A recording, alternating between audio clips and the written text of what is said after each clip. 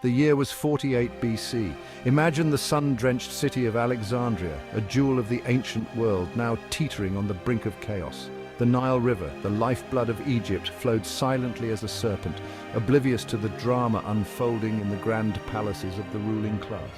Alexandria, a beacon of knowledge and culture, was now a cauldron of intrigue and betrayal.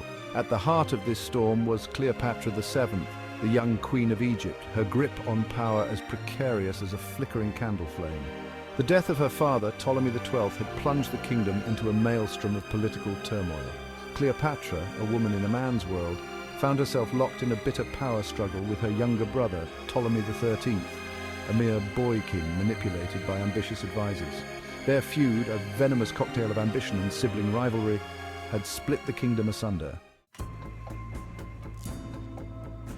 Cleopatra, though young, was no stranger to the brutal realities of power.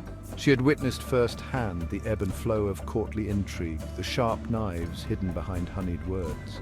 Her father, a weak and indecisive ruler, had left her a legacy of instability. Now, facing the combined might of her brother and his advisors, she found herself increasingly isolated, her authority waning with each passing day.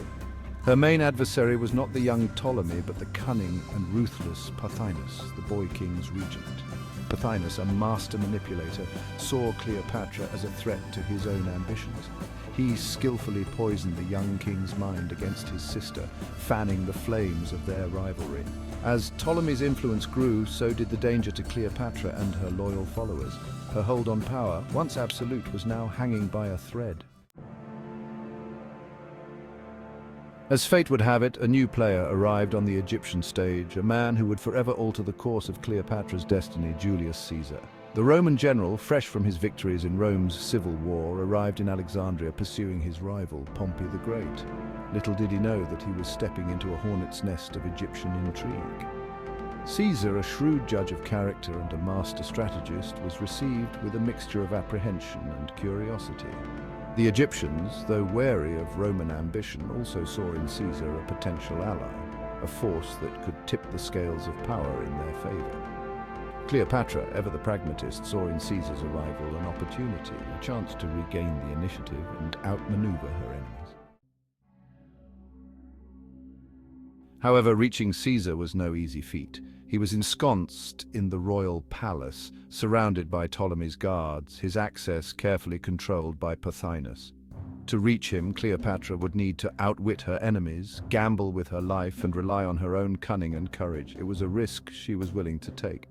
Under the cover of darkness, Cleopatra devised a daring plan. She would have herself smuggled into the palace, past the watchful eyes of her enemies, and into Caesar's presence. Legend has it that she had herself rolled up in a rug, carried by her loyal servant Apollodorus, and presented to Caesar as a gift.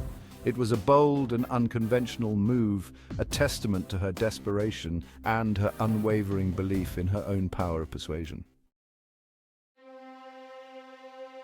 The moment of truth arrived. Inside Caesar's chambers, the rug was unfurled, revealing Cleopatra in all her glory. One can only imagine Caesar's astonishment as the young queen, no longer a fugitive but a vision of regal beauty and determination, emerged from her makeshift cocoon. Cleopatra understood the power of image and presentation. She had chosen this moment carefully, meticulously crafting her appearance to make a lasting impression.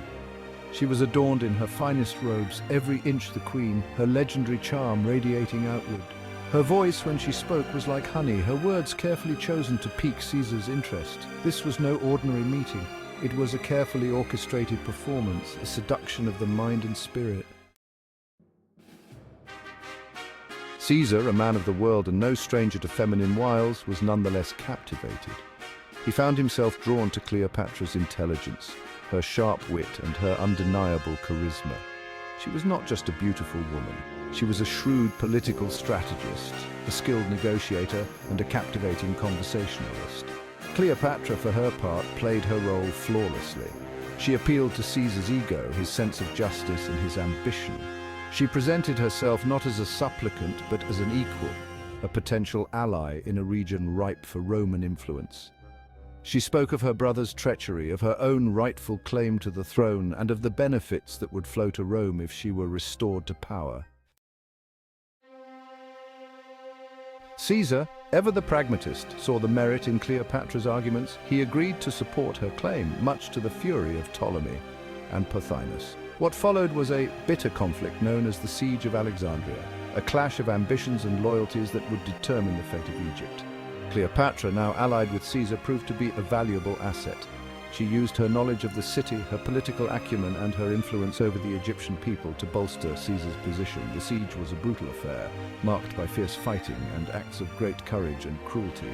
The great library of Alexandria, a repository of ancient wisdom, was tragically destroyed during the fighting, a loss that is still mourned by historians today. In the end, Caesar's legions prevailed. Ptolemy III met his demise, and Cleopatra, with Caesar's backing, was firmly established as the sole ruler of Egypt. The gamble had paid off, but at a high cost. Her kingdom was scarred by war, and her alliance with Rome, though beneficial in the short term, would have far-reaching consequences for Egypt's future. Cleopatra, forever the pragmatist, understood the precarious nature of her victory. She knew that to maintain her hold on power, she would need to play a delicate game, balancing her own ambitions with the demands of Rome. Her relationship with Caesar, initially a political alliance, deepened into something more personal, a passionate affair that would produce a son, Caesarion.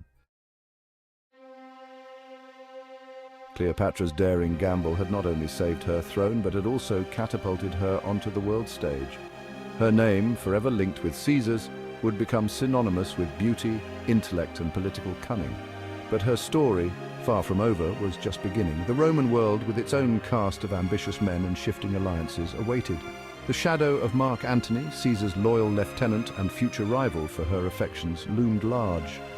Their passionate and ultimately tragic love affair, played out against the backdrop of Roman civil war, would become the stuff of legends, cementing Cleopatra's place in history as a woman who dared to defy convention and shape her own destiny. But that, as they say, is another story for another time.